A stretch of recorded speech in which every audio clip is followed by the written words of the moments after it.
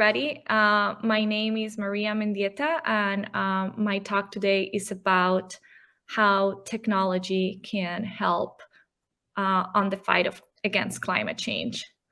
I've been working in the climate change field for the last decade, and to start my talk, I wanted to share with you a little bit of my background and why this line of work is so ingrained in who I am and what I believe. I grew up in Colombia, a very rich country in terms of natural resources. Colombia is the first country in bird species and the second in tree species, and it holds 10% of the world's biodiversity. So I grew up enjoying nature, and it played a huge role in my life growing up. I also grew up in a country with huge inequalities. And as I was growing up, I saw extreme weather events getting more frequent and more intense, destroying homes, destroying livelihoods, creating food scarcity, and increasing the prices of food to the point where people couldn't afford it. I remember when I was growing up that my father's farm got flooded once. Water reached the roof. We didn't live there at a time, so we were lucky, but people around us did. And I remember vividly going to the site and my father helping move furniture out of people's homes. It was amazing to see how one extreme event can change the lives of people. And climate change is doing this all over the world. So pretty early in my career, I decided I wanted to use the skill sets and the privilege I grew up with to help fight climate change. I started my career in the government. I worked for the government of Colombia, negotiated at the UN, and worked in Washington, D.C. on climate change policy. Things move slow in the policy world. It's very needed, and I admire those who spend their entire career trying to change policies that can make a difference in this field. But I also believe that technology can play a key role, and here is why. This graph shows the existing gap of what countries have committed to do to fight climate change versus what we actually need to do to stop global warming, to stay below 1.5 degrees Celsius. It's a huge gap. And this gap exists because the technologies that we require to change the economic systems to be low carbon or zero carbon are still unavailable or expensive. So I believe technology can help to reduce the amount of times we have to put our wallets against taking care of the environment. And we have a success story for that. It's still work in the making, but it makes me feel with optimism. And it's the story of renewables. Renewables were expensive when in 2009, you can see how high their prices were. And as technology improved and became more efficient, the economy responded and adoption of renewables has increased. So I believe we can do this for a lot more areas than just renewables. One area that I think technology can play a key role, and it's playing a key role, is helping companies and people measure their own carbon footprint. Today, measuring your carbon footprint, particularly for companies, is quite expensive and a daunting process. The industry classifies emissions into 3 buckets: Scope 1, Scope 2, and Scope 3.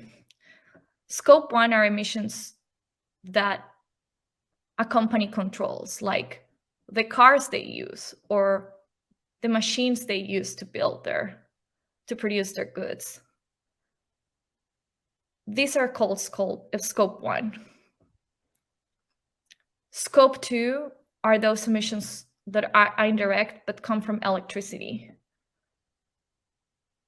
We've made a lot of progress in Scope 2 emissions, particularly in large companies. Large companies have made great progress adopting clean energy technologies. But the real challenge here is to know how much Scope 3 emissions companies have. Scope 3 emissions are divided into 2: upstream, which are related to your supply or a company's supply chain. So how much do my microchip suppliers emit? Do they use clean electricity? Do they ship their goods through air, through ships? Do they use efficient fuels? How can me as a company incentivize my suppliers and create accountability around those Scope 3 emissions? It's really hard for small and medium-sized companies today to account for those Scope 3 emissions. And I believe technology can help do that.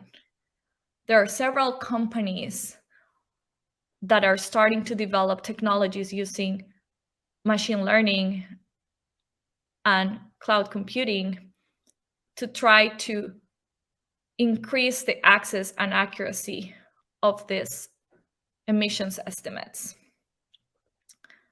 Scope 3 emissions downstream are the ones derived from the goods a company produces after that good is sold. So for example, if I'm a car manufacturer, I may have very efficient and low carbon production processes to reduce upstream emissions, but then I can manufacture cars that are actually pretty inefficient. So my customers will have a high carbon footprint. That's also really hard to account for, and technology can help make these estimates more accurate so that companies can take action and reduce those. So once a company knows what their carbon footprint is, then what?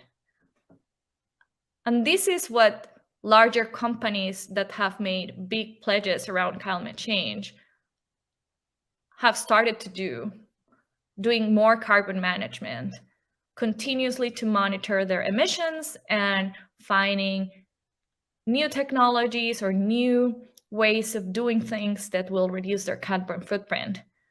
They have also purchased offsets to offset those emissions that are inevitable or too expensive to reduce. But for medium and small enterprises, this market is really tough. And I believe technology can bring access to these companies. There are many emerging technologies and emerging startups that are working on making clean green products available for small and medium enterprises as well as consumers.